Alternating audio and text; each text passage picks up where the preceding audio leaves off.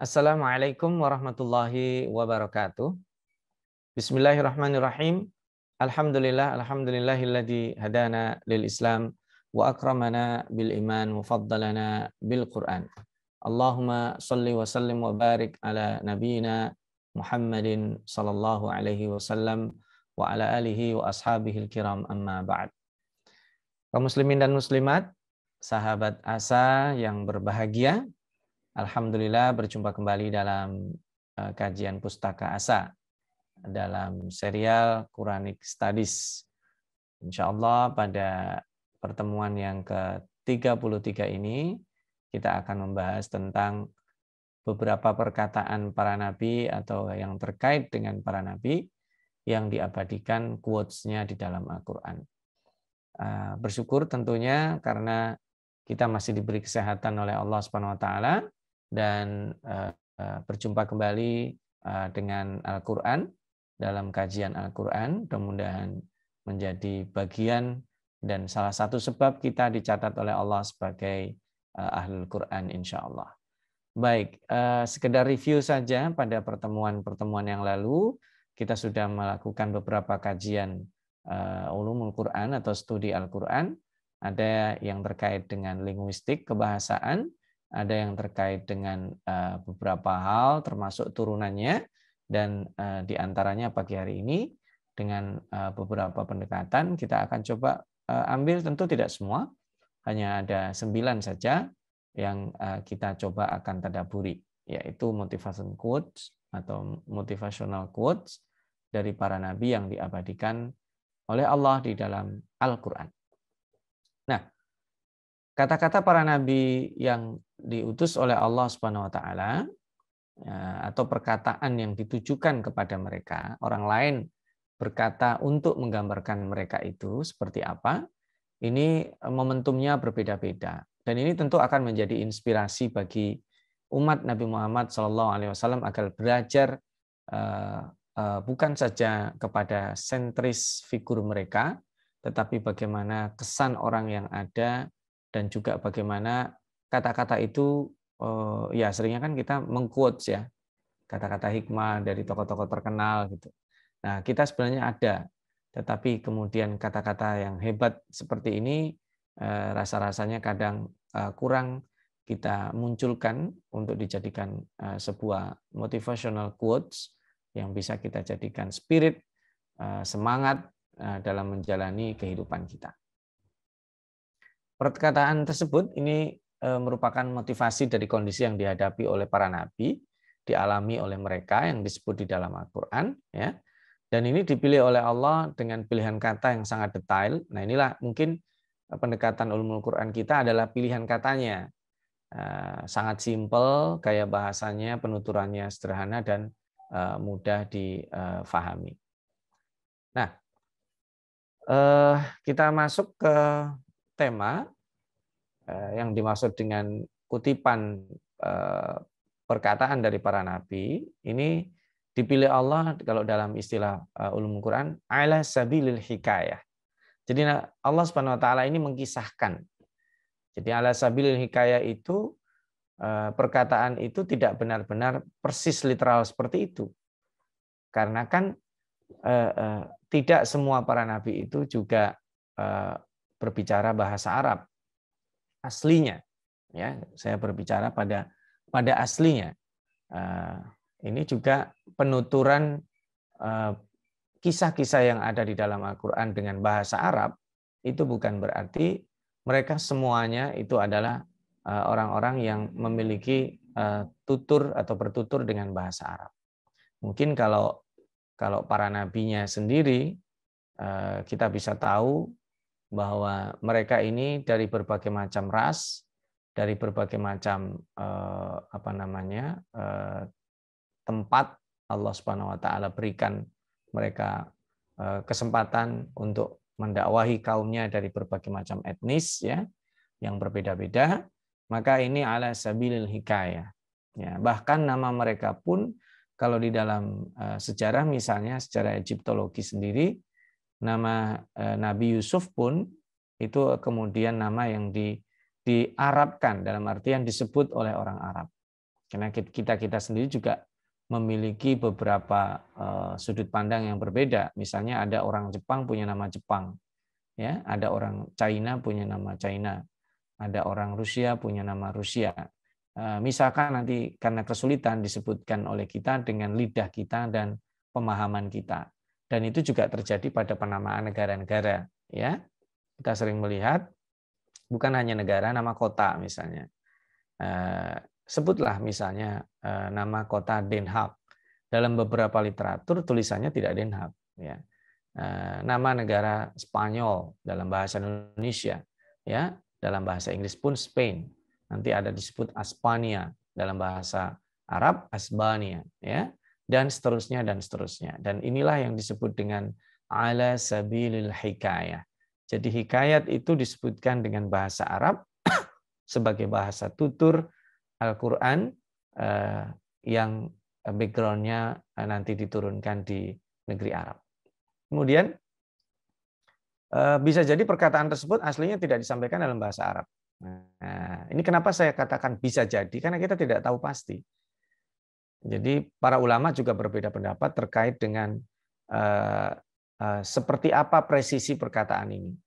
Nah, tapi kalau merujuk di nomor 1, ala sabilil hikayah, ya sah-sah saja. Kayak penulis novel misalnya menceritakan kejadian, kalau itu fiktif ya, dari kejadian nyata yang dinovelkan. Tentu itu juga ala sabilil hikayah. Tidak persis-persis seperti itu. Kalau kisahnya itu 100% terjadi. Mazmunnya, substansinya, dia mengatakan itu atau orang lain mengatakan tentang itu. Tetapi secara literal, nah itu yang bisa jadi persis, bisa jadi berbeda dengan itu. Karena ini hikayatnya dari Allah, pemilik keindahan dengan gaya bahasa yang luar biasa. Nah, Allah memilih diksi khusus ini menandakan dahsyatnya ungkapan tersebut. Karena ini di quotes ya. Namanya quotes itu untuk betul-betul presisi 100% belum tentu ya. Tetapi secara makna itu memang dari dia. Nah, itu ada hak patennya kira-kira gitu ya. Nah, itu ungkapan dia, bukan ungkapan orang lain misalnya. Nah, ini nanti akan menunjukkan dari sisi dimensi kebahasaan, ada dimensi kemukjizatan dari dimensi bahasa dan sekaligus dari dimensi al-gaib. Dari mana Nabi Muhammad tahu ini kalau tidak diberitahu oleh Allah Subhanahu wa taala tentunya. Baik, ini dia ada 9 motivation quotes-nya yang saya ambil dari surat Yusuf, As-Saffat, Al-Qasas, surat Hud, Al-Baqarah, ya, surat Yusuf, Al-A'raf, dan Al-Maidah. Jadi ini ada beberapa yang kami pisah, tetapi sesungguhnya dialami oleh orang yang berbeda, atau juga dialami oleh orang yang sama, tapi momennya berbeda. Ada di 9 tempat ini, nanti insya Allah kita akan bahas satu persatu insya Allah.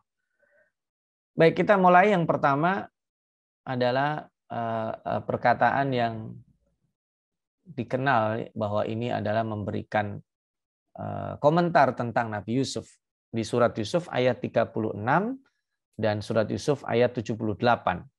Nabi Yusuf alaihissalam saat di penjara ataupun Nabi Yusuf alaihissalam saat menjadi orang penting di dalam istana, kepribadian dan karakteristiknya ini tidak berubah.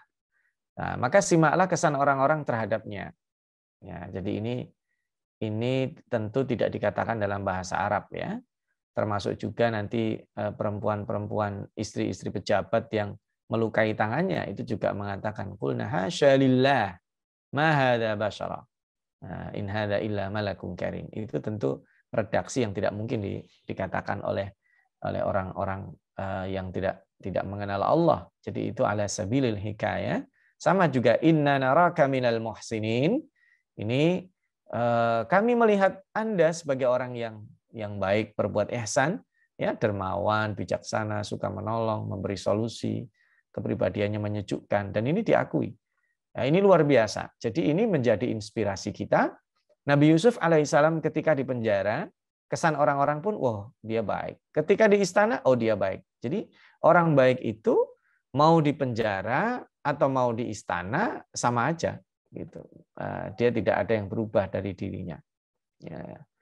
Jadi ini yang pertama adalah kalau kita melihat kata-kata inna naraka minal muhsinin, kami melihat Anda sebagai orang-orang yang muhsin. Mau susah, mau tanggal muda, mau tanggal tua, mau sulit, mau mudah, mau jadi pejabat, mau di penjara, mau macam-macam.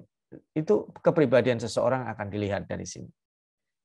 Baik, ini yang pertama. Yang kedua, ini menarik ya, karena juga ini momen yang sangat tepat nanti, adalah ketika Nabi Ibrahim alaihissalam menjumpai Nabi Ismail dan bermimpi mendapatkan perintah dari Allah Subhanahu wa taala untuk menyembelih anaknya.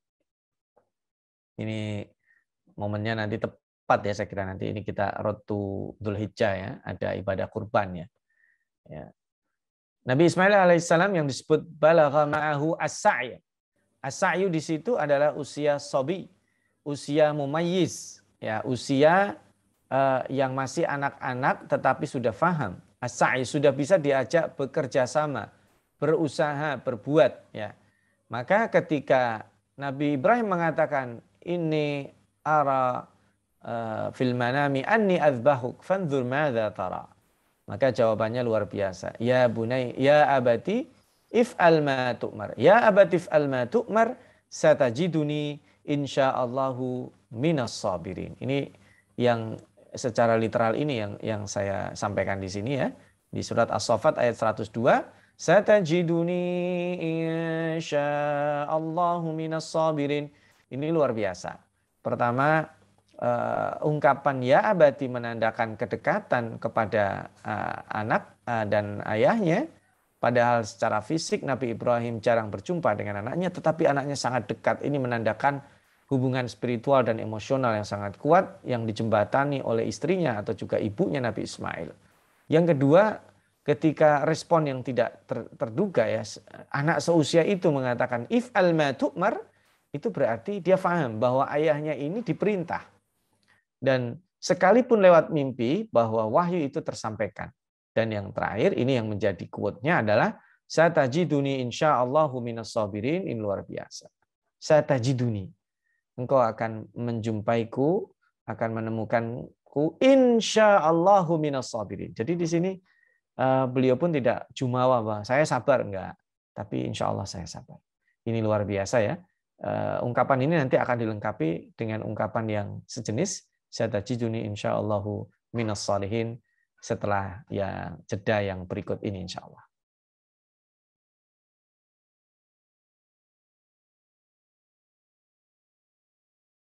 Menuntut ilmu adalah sebuah jalan yang akan mengantarkan manusia pada kemuliaan. Dengan ilmu, manusia mendapatkan panduan untuk berpikir dan bertindak. Untuk itu, Asa TV Indonesia menghadirkan Pustaka Asa, sebuah ruang pembelajaran sistematis bersama para pakar di bidangnya.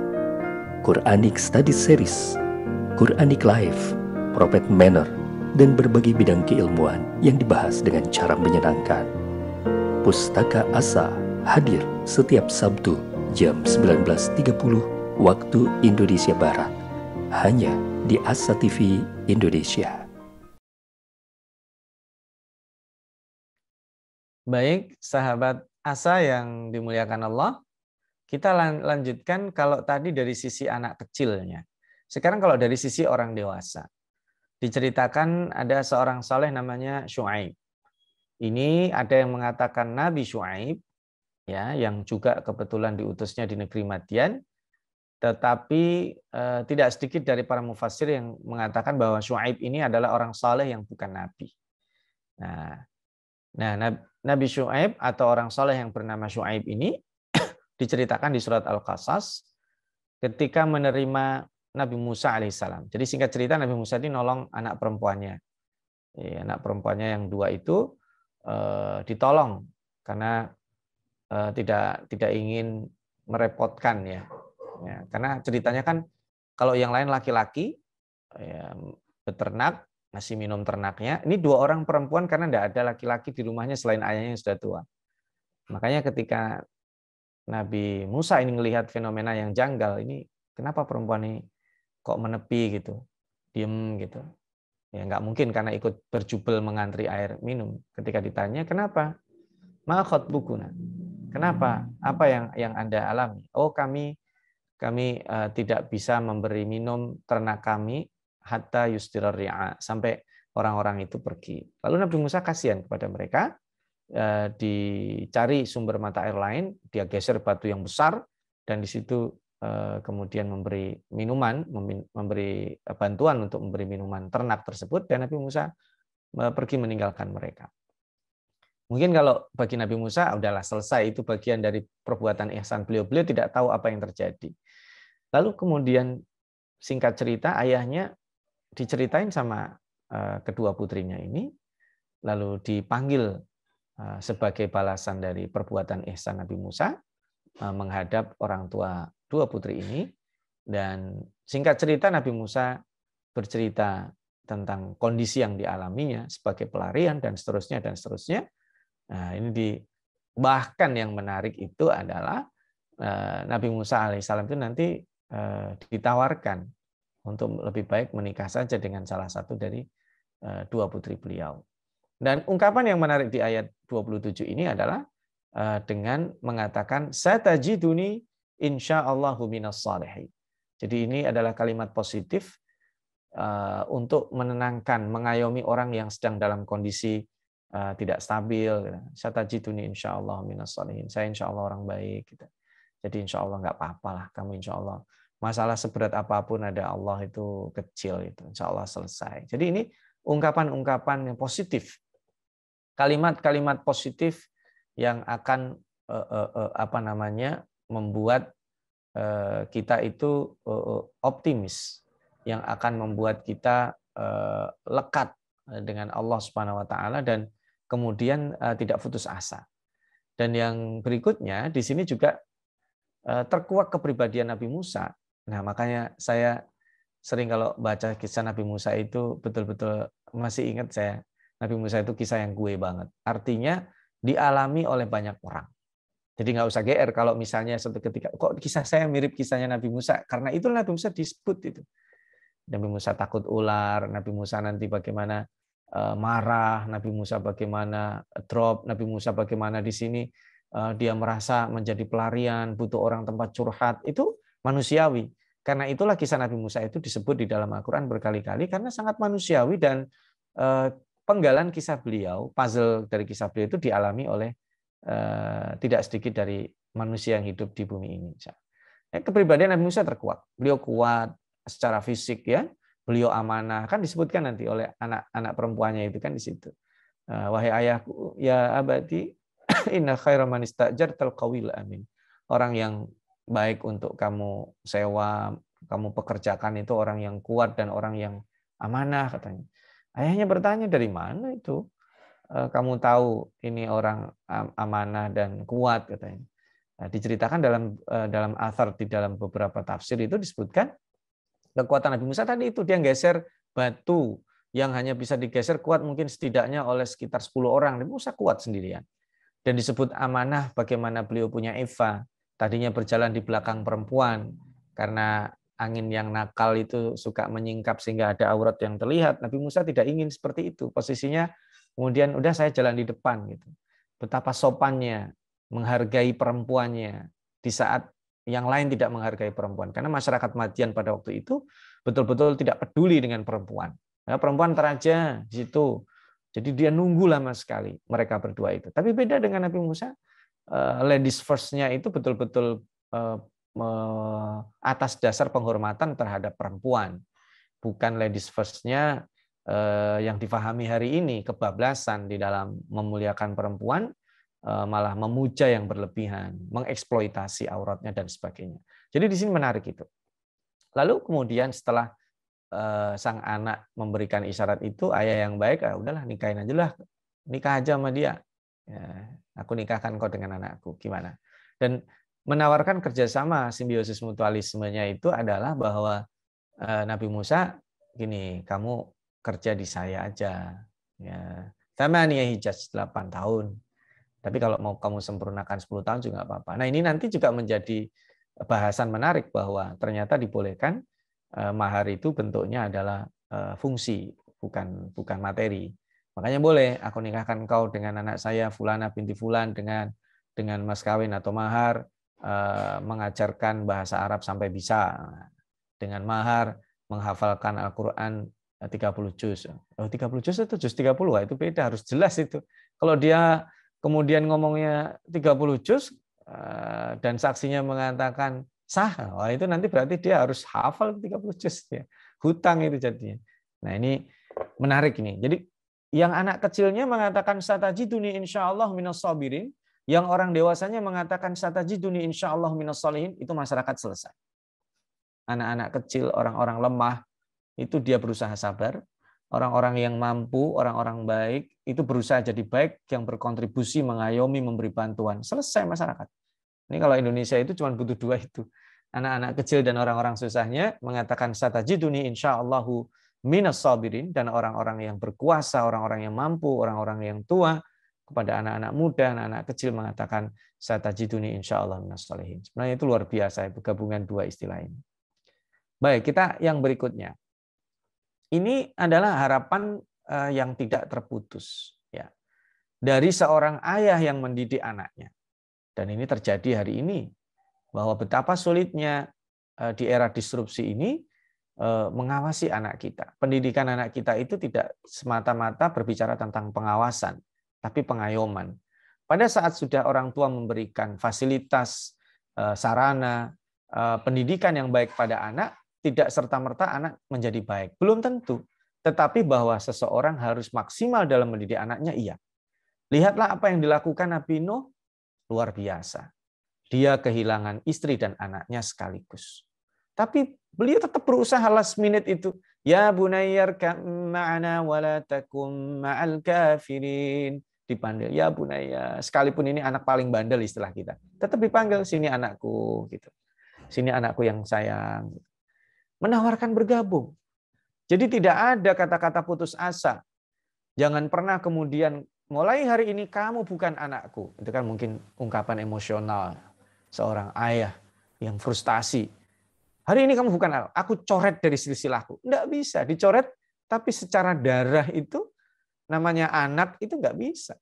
Makanya Nabi Nuh itu sedih sekali ketika dia bertanya kepada Allah bahwa ini adalah anakku dan janjimu menyelamatkan keluargaku benar. Jawaban Allah apa di situ? Respon Allah itu mengatakan bukan begitu. Ya, justru dikatakan innahu amalun ghairu saleh, bukan innahu waladun ghairu saleh, tapi innahu amalun ghairu saleh, kata Allah. Karena kalau disebut itu anak yang tidak saleh, Nabi sedih karena walau bagaimanapun ini anakku, ada darahku di situ. Jadi ini last minute tetap kita tidak boleh frustasi. Jadi pendidikan anak itu kan promotif, mempromot yang baik. Lalu kemudian preventif, mencegah jangan sampai ada hal-hal yang tidak baik dilakukan atau menimpa dia. Kalau terjadi, udah langsung bukan putus asa, harus ada recovery. Dan inilah yang dilakukan oleh Nabi Nuh. Tidak kehilangan harapan. Ayo nak, sebelum terlambat. Dan betapa sedihnya ketika ternyata ajakannya itu tidak berbalas. Sekalipun anaknya tidak bergabung bersama orang kafir, tapi dia tidak mau membersamai ayahnya. Sedih. Ini kalau kisah Nabi Nuh itu mengaduk-aduk emosi kita ya. Dan orang yang tidak tahu kan nyinyir akhirnya. Ya anak Nabi aja ada yang kafir. Nah itu orang yang tidak paham. Tidak paham bahwa di sini ketika ada sesuatu jangan pernah kita katakan itu gimana sih orang tuanya. Tidak. Masing-masing orang tua kita tidak tahu. Sekalipun kalau orang tuanya benar tidak memberi harapan, dia dosa. Tapi kita sebagai orang lain nggak paham, tidak bisa ngejudge itu. Nah, jadilah ayah-ayah seteguh Nabi Nuh. Tentu harapannya tidak ada anak-anak yang kayak Kan'an begini ya. Baik, kita move on. Masih ada beberapa sahabat Asa. Nah, ini menarik ya. Ini juga luar biasa ketika Nabi Ibrahim memiliki pesan yang sangat penting yang dilanjutkan kepada anak-anaknya terus sampai kemudian wasiat ini diulang oleh Nabi Yakub. Ya, dikatakan ya baniya innallaha astafa lakumuddin fala tamutunna illa wa antum muslimun. Itu pesan turun temurun itu. Dari Nabi Ibrahim ke Ishak, Nabi Ibrahim ke Ismail, terus kepada anak-anaknya disampaikan. Allah itu sudah memilih kamu, memilihkan untukmu agama. Maka kalau sudah mendapat hidayah, pegang. Wala tamutunna, fala tamutunna illa wa antum muslimun. Ini ungkapan yang dahsyat ya. Fala tamutunna illa wa antum muslimun itu bukan berarti kamu jangan mati. Enggak, mati itu pasti. Ketika dikatakan jangan mati berarti ada sesuatu setelahnya. Ya, ibaratnya begini. Janganlah pergi ke rumah saya kalau enggak bawa oleh-oleh. Itu bukan berarti saya ngelarang ke rumah saya. Jadi kalau ke rumah saya ya bawa oleh-oleh gitu. Ya ini sama, fala tamutunna. Bukan berarti melarang mati, enggak mungkin. Orang pasti akan mati setiap kita. Illa wa antum muslimunya itu menandakan fondasi kokoh keagamaan yang ditanamkan oleh Nabi Ibrahim alaihissalam. Dan ini menyatukan seluruh peran anak-anaknya. Jadi anak-anak Nabi Ibrahim alaihissalam ini disatukan dengan akidah ini, sehingga mau jadi apa saja, di mana saja, dia ingat pesan ayahnya, fala tamutunna illa wa antum muslimun. Menarik nampaknya sahabat Asa, tapi kita jeda dulu. Nanti kita masuk pada sesi terakhir setelah jeda yang berikut ini insya Allah.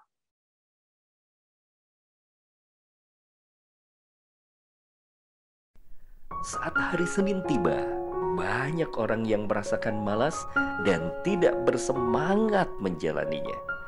Tapi sekarang tidak boleh lagi terjadi. Tonton saja I Love Monday di Asa TV Indonesia. I Love Monday menghadirkan pembahasan mencerahkan dan aplikatif yang dikemas dalam I Love Myself, I Love My Job, I Love My Prophet, dan satu segmen spesial Solve with Love. I Love Monday setiap hari Senin jam 12.30 waktu Indonesia Barat di Asa TV Indonesia. Inspirasi keluarga Islami. Baik sahabat Asa, kita lanjutkan bagaimana Nabi Ibrahim itu memberi pesan kepada anak-anaknya dan kemudian bersambung ya itu kepada keturunan beliau, dan ini juga disebutkan secara berurutan di dalam surat Al-Baqarah ya. Kali ini kita bersama Nabi Yakub yang ingin mengkonfirmasi pesan kakek moyangnya Nabi Ibrahim itu dulu diajarkan kepada ayahnya Nabi Ishak ya. Sekarang dia juga ingin kepada anak-anaknya kayak begitu. Jadi Nabi Yakub ketika sakaratul maut atau tanda-tanda kematian sudah dekat. Sebelumnya iya, tapi ini lebih ditekankan. Dia ingin security awareness ini, menjaga akidah ini disampaikan kepada putra-putranya. Dengan mengatakan, ma ta'buduna min ba'di. Nanti kalau saya udah mati, kamu nyembah siapa? Ini penting sekali. Ini amanah kakeknya Nabi Ibrahim disampaikan. Selain tadi fala tamutunna illa wa antum muslimun, ini nanti setelah aku mati nak, apa yang kamu sembah? Ini menjadi pegangan kuat anak-anaknya untuk memerankan kebaikan dimanapun dia berada. Subhanallah, luar biasa. Ada sebagian orang tua itu ketika dia mikirnya, cara pikirnya begini, nanti kalau saya mati, kamu makan apa? Atau misalnya kalau seorang ayah ingin interview pada calon menantunya yang laki-laki, dia katakan, nanti anakku, kamu kasih makan apa? Ya, kita jangan grogi kalau ditanya mertua kayak gitu. Balik aja, memang anak bapak biasanya makan apa? Jadi sebenarnya bukan itu. Di sini tolak ukurnya adalah, setelah saya tidak ada, kalian apakah masih menyembah Allah? Tapi disampaikan dengan redaksi konfirmasi. Apa yang kalian sembah? Luar biasa. Jadi ini terngiang-ngiang kita. Ma ta'buduna min ba'di, apa yang kalian sembah setelah aku? Ini berlaku di keluarga kecil kita, berlaku juga di lingkungan kita. Nanti kalau kita sudah tidak ada, anak-anak kita itu masih ke musola enggak? Masih ke masjid enggak? Anak-anak kita masih ngaji enggak? Anak-anak kita masih nyembah Allah enggak? Itu penting. Karena dahsyatnya era disrupsi. Berat itu di masa depan kita. Maka estafet dari pesan Nabi Ibrahim ke pesan Nabi Yakub ini terasa sekali. Dan itu paling penting. Kalau ingat yang quote nomor 1 tadi, inna naraka minal muhsinin, itu hasil. Nabi Yusuf kayak begitu tuh hasil dari pendidikan quote motivation yang kita ambil dari Nabi Ibrahim dan Nabi Yakub alaihissalam. Baik, kita beranjak lagi, sahabat Asa. Nah, ini luar biasa. Kita belajar lagi dari Nabi Yusuf ya. Nabi Yusuf alaihissalam seorang pemaaf. Ketika abang-abangnya, kakak-kakaknya datang, kemudian ini kan kemudian terkuak kisahnya ya. Dia pertama tahan, menyamar, kakaknya juga nggak aware, sampai kemudian adik kandungnya datang, dia nggak aware juga. Nggak merasa, sehingga akhirnya kemudian Nabi Yusuf merasa, oh ini sudah saatnya saya buka kedok saya. Ketika dia tanya kepada kakak-kakaknya, dulu kalian pernah melakukan apa kepada Yusuf? Kaget itu mereka. Mereka tidak pernah cerita itu kepada pejabat istana Mesir yang sudah sangat akrabnya dengan mereka, yang berbuat ihsan kepada mereka, kok tiba-tiba nanya itu. Mereka nggak mungkin pernah batin kali. Ini kok mirip. Nah, mungkin ya, tapi itu tidak disebutkan di dalam Al-Quran. Supaya kita bisa memvisualisasikan itu kisah. Tapi ketika Nabi Yusuf mengatakan, La tasriba alaikumul yaum, yaghfirullahu lakum wa huwa arhamur rahimin. Subhanallah. Harusnya kita begitu. Tidak ada celaan, nggak ada makian, nggak ada kemarahan. Dia tenang. Bahkan dia sebelum mampu melakukan itu, dia ada healing. Sekarang kan lagi terkenal nih healing itu ya. Sebenarnya healing itu apa sih kok sekarang jadi tren, tapi yang dilakukan justru berbeda dari yang hakikatnya. Bagaimana kita menghadapi trauma masa lalu, dibully ketika kecil, kejadian tidak menyenangkan kepada kita, atau hal-hal yang menakutkan, itu Nabi Yusuf berhasil melewati itu. Karena Nabi Yusuf itu fokusnya ke ayahnya. Bagaimana ayahnya ini merupakan pusaka. Orang tua, birrul walidainnya itu ditekankan di sini. Sehingga kakak-kakaknya itu diabaikan dalam artian dulu punya masa lalu yang jelek terhadap dirinya, udahlah saya maafkan. Jadi mengingatkan mereka justru kepada nikmat Allah. Nanti kalau diteruskan itu ayat 100 itu puncaknya di situ nanti. Ya, saya tidak quotes karena di ayat 100 itu dahsyat lagi. Ketika dia mengatakan, idza akhrajani minas sijn. Allah yang maha lembut, Allah yang maha ihsan, Allah yang maha latif, Allah yang maha tahu, Allah yang maha bijaksana itu, idza akhrajani minas sijn, yang mengeluarkanku dari penjara. Nabi Yusuf alaihissalam tidak mengatakan idza akhrajani minal jubbi, yang mengeluarkanku dari sumur. Karena pelaku-pelaku yang nyemplungin ke sumur itu ada di depannya. Dia nggak sampai hati mulutnya itu mengungkit-ungkit kesalahan masa lalu. Dan itulah luar biasanya Nabi Yusuf alaihissalam. Dia melawan trauma. Ya, dia melawan trauma. Ada beberapa kata-kata healing di surat ini ya. Termasuk misalnya ketika Nabi Yusuf itu disebutkan sebagai orang baik. Ya, di beberapa ayatnya di situ. Aku orang baik, aku orang baik. Itu juga salah satu healing bagaimana kita mentreatment trauma yang kita alami. Ketika kita takut misalnya, bagaimana kita mentreatment itu kajian lain secara psikologi ya. Karena ini sekarang kita ambil quotes-nya saja. Baik, yang ke-8. Masya Allah, ini juga kondisi yang lain ya. Pada saat Nabi Musa marah, menjumpai kaumnya menyekutukan Allah. Dan di situ ada Nabi Harun. Nabi Harun itu kan orang yang diplomatis, harusnya lebih personable, menjelaskan. Ini kok malah dibiarkan? Nabi Musa marah itu. Bisa dilihat bagaimana marahnya Nabi Musa. Dia lempar itu lauh dari Taurat. Dia pegang itu jenggotnya Nabi Harun itu. Maka kemudian ketika disebut wala taj'alni ma'al qaumidz zalimin, itu bukan ungkapan yang sederhana. Jadi jangan samakan aku dengan mereka. Dan jangan engkau kira aku nggak ngapa-ngapain dengan mereka. Nanti kalau ditambah doanya Nabi Musa itu ada di beberapa ungkapan beliau, wala taj'alni rabbana la taj'alna fitnatan lil qaumiz zalimin. Jadi ini terkait dengan kezaliman itu banyak quotes yang menarik sesungguhnya.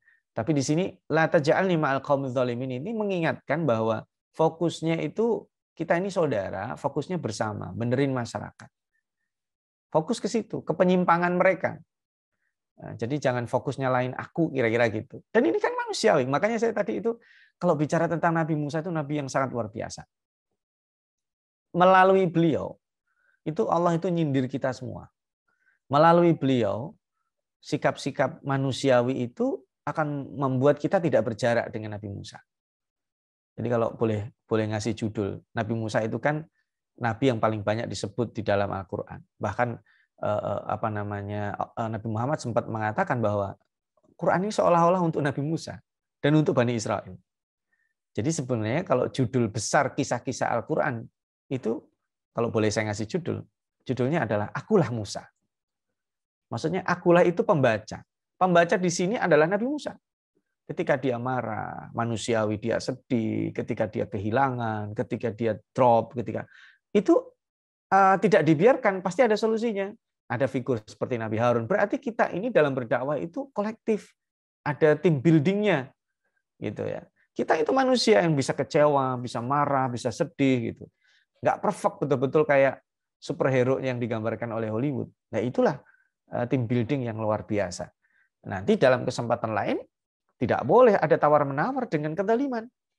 Baik kezaliman itu adalah dari internal, ini kan kezaliman internal terjadi di dalam masyarakat Bani Israel, ataupun kezaliman eksternal yang terjadi di luar itu. Ketika Nabi Musa mengatakan, la taj'alna fitnatan lil qaumidz zalimin. Fitnah itu bukan berarti satu, fitnah itu bisa juga menjadi korban kezaliman, bisa menjadi pelaku kezaliman, bisa menjadi orang yang mendiamkan atau mensupport kezaliman.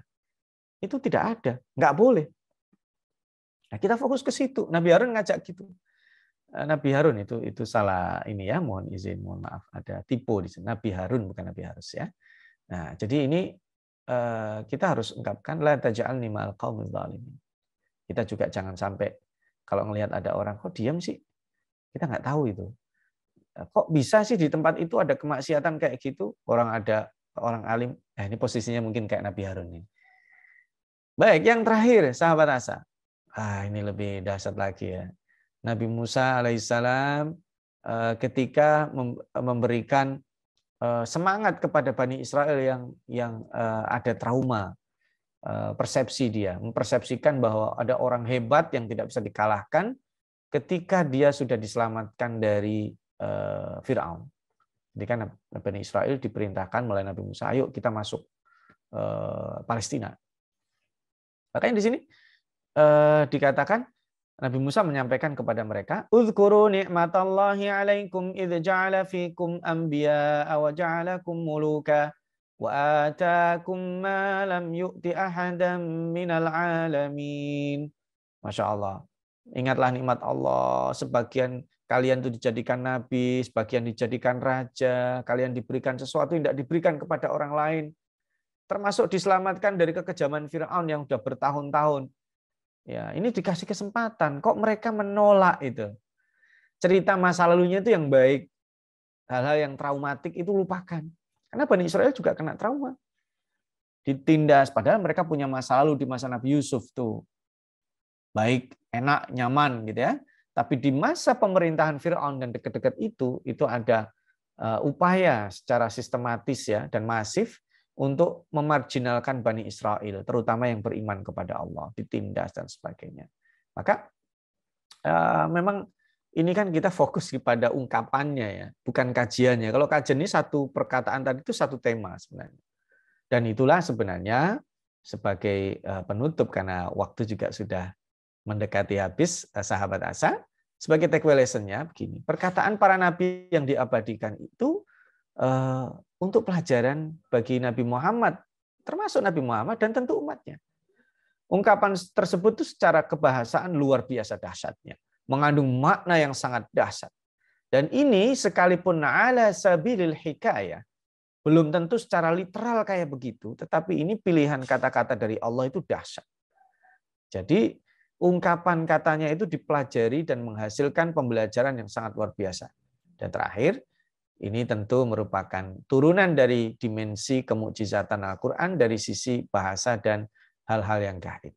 Ya, mudah-mudahan kita termotivasi dengan kisah-kisah dan quotes dari para nabi tadi itu, sehingga sekalipun cuma 9, ada puluhan yang ada di dalam ayat-ayat Al-Quran yang bisa kita pilih sesungguhnya, tapi 9 ini ijtihad saya dalam mengambil untuk kita jadikan, kita pelajari secara bahasa dan kontennya.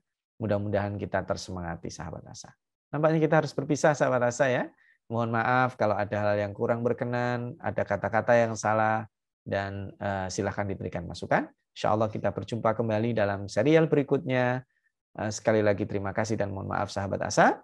Mari kita tutup kajian Pustaka Asa kita, Quranic Studies kita pada kesempatan kali ini dengan doa kafaratul majlis. Subhanakallahumma wa bihamdika asyhadu an la ilaha illa anta astaghfiruka wa atubu ilaik. Wassalamualaikum warahmatullahi wabarakatuh.